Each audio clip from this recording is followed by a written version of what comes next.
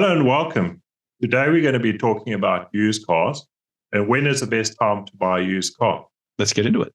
Mark, so maybe to kick things off, can you just explain briefly how the used car market works and how do the prices fluctuate during a year? Well, that's the golden question, John. The price. There's the macro cycle and there's the micro cycle. So the macro cycle post-pandemic is going to be a little bit different, but we're getting back to what is now what you would deem to be a normal cycle. So I suppose you take away what happened through the years of 2020 through to 2023. And now we're back to 2024, where the market is actually back to where it is, not from a new car supply perspective, and therefore trade-ins and the cycling of the normal used stock. And when you think of where used cars come from, used cars have a whole heap of different sources.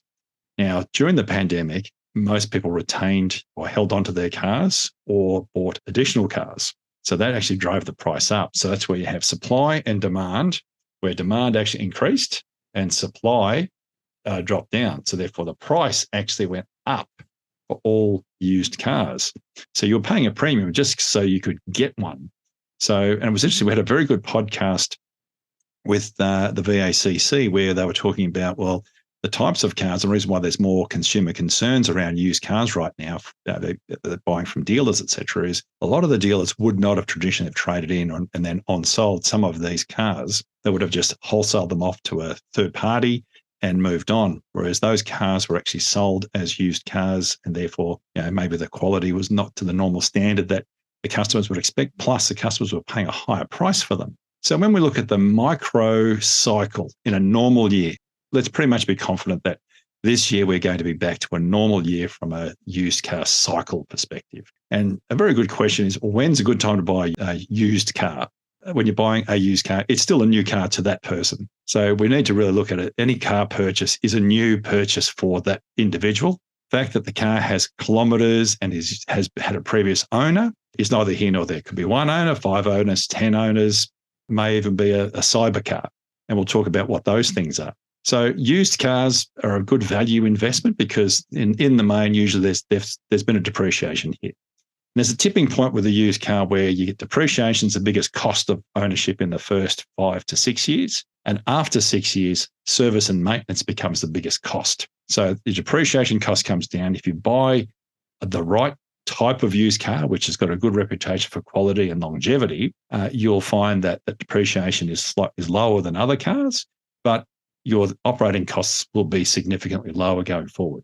The only downside is it won't be the latest model, but usually if it's a good quality car and with a good quality reputation, those vehicles will have a good service life after the standard warranty ends. However, the risk is there, and that's why you price it into the car.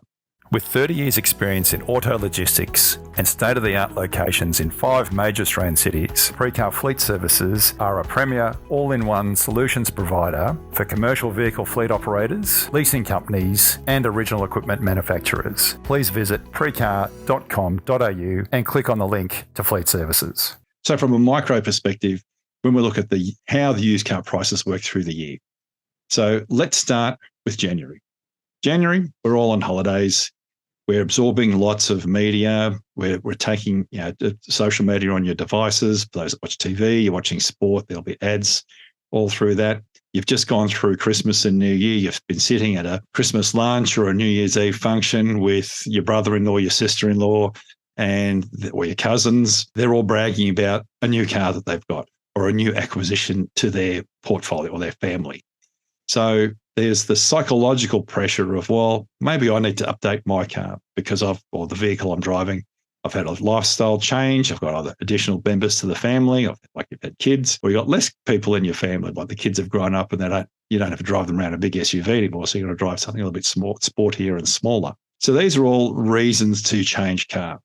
But then there's the status thing, which is, okay, there's the gremlin in your head saying, I really need, Nick over there, he's got a new car, or Vanessa, she's just got that new SUV. We really need to do something. We're sort of a little bit old with what we've got, and the car's starting to make noises, all this sort of things. I don't really want to spend money on the existing car. So we then go to market. And right then is where a lot of people go to market. And during that time of year, there's not a lot of stock around. So two things are happening. You've got people on holiday, so all the rental cars are being used up. So they're all at capacity. People on holidays, traveling, they're flying places, they're driving their renter cars. So there's no renter cars coming back as trade-ins.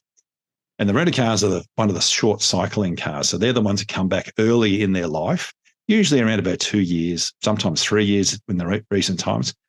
In good times, they come back within 12 months. So they're cars that get high Ks quickly and then they get traded in or sold and then replaced with another vehicle. So all those are being used up. No one's trading in any cars, so used car prices are strong. And they're strong all the way up to Easter, because through this first quarter of the year, there is this demand, need to update. So used cars are pretty buoyant from a pricing perspective. But then we get to Easter, and two things happen at Easter. Easter is the last 4-day holiday or school holiday where people go away and plan to use a vehicle for a holiday. So the urgency to get a car before Easter is quite high. So that's another driver into why prices are stronger in that first quarter of the year, whilst supply is lean. So there's a tipping point that happens, and it's incredible to see it in a normal year. You go to the government auctions, you'll see it in any of the pricing guides, etc. After Easter, two things happen. Everyone's had their holiday. Yep, that's our last driving holiday for the year, unless you're a snow skier. But that's pretty much the last one for some time. And then you settle into the year proper and you're coming into end of financial. So you spent your money, weather was good up to Easter, after that winter comes. So all the southern states, no driving holidays. So then what happens is the rent-a-car organisations dump cars as well, because everyone's finished renting cars. They don't have cars sitting on the ground. Rent-a-car companies have at least an 80% utilisation rate for their fleets, because if they're not utilising at 80%, they're going to lose money. So they dump cars that they don't need, they return them into the market, and so suddenly there's an increase in supply.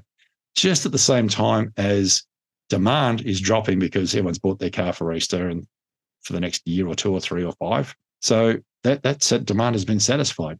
So what you've got is the tipping point of the drop. So May, June, from a used car perspective, are very good times to buy. So rental cars have been dumped in.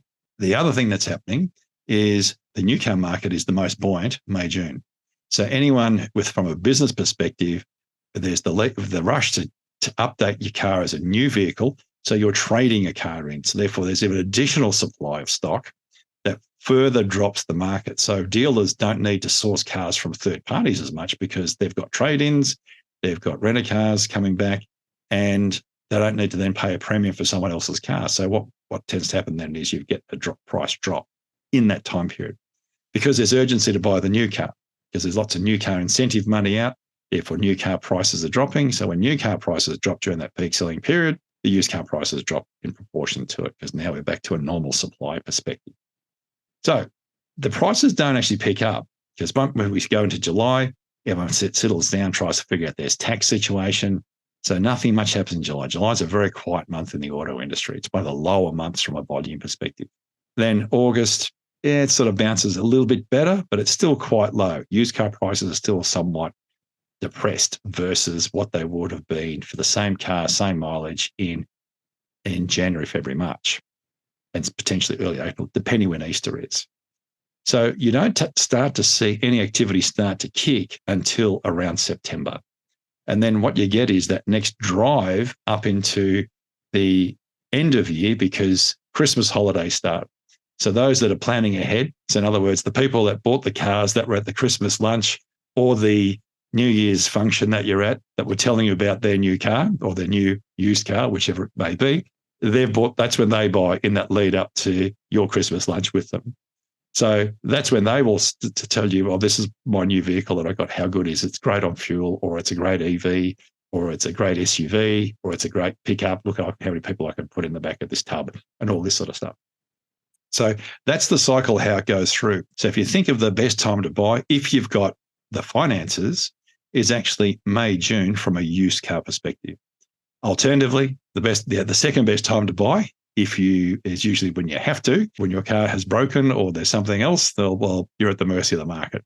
But if you want to know about the seasonality through the year, that's the time. Other than that, you've got the macro cycles, which is what's happening from a supply perspective. And where, as I said, you get COVID shocks, which knocked us around for a couple of years, which is unusual to be that long, but it did. And the other thing is to be mindful of is the product life cycle of the vehicles. So ones that are obviously new in their life cycle, you're not going to get much of a discount on those. Whereas cars that have been around for a long period of time, they're towards the back end of their life cycle. That's where you'll get further discounts on that. So you got the ebbs and flows of the product life cycle, the natural cycle of what happens through the year, and then you've got the other cycle, which is from an overall supply perspective. As long as you've had no significant shock like a COVID shock or a GFC or a tsunami that takes out one country's manufacturing that sort of disrupts the whole world. So, Mark, what you're saying is you've got the macro cycle from COVID, where there's a shortage of supply. That supply is coming back into the market now. So your prices are coming down from a macro cycle point of view. And then you've got the micro cycle kicking in, which brings through lower prices through that April, May, June. So what you're saying this year, looking at it, everything as a whole, if you hold out till May, June, it'll be a pretty good time to buy a car because you're going to hit that end of that macro cycle and you've got the micro cycle kicking in. Correct. And there is the potential. The pendulum never stops in the middle. So we've gone from a situation of no supply. Everyone's rushing to bring supply from a new car perspective. The car park continues to grow. So it's over 20 million cars on the road, 21 million cars on the road. So there's more choice. There's a lot of cars that are still on the road. So then the pendulum is so likely to swing the other way where now you've got too much stock. And there is a potential that it gets overcooked. Heavy discounting starts in the new car space, which then cascades down into the used car space.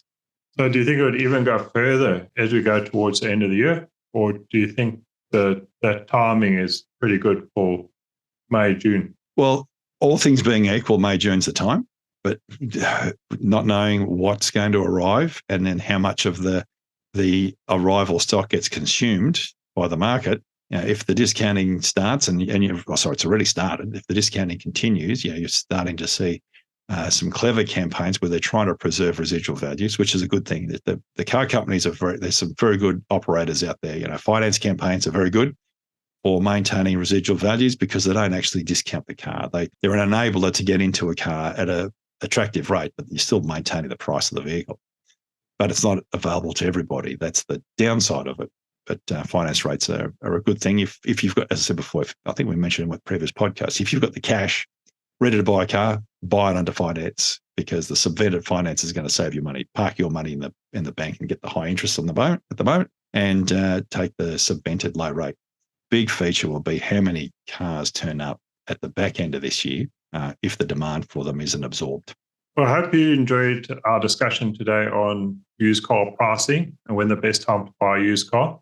It's a fascinating market and always interesting to try and predict that the best time to jump in to buy a used car. Thank you for listening.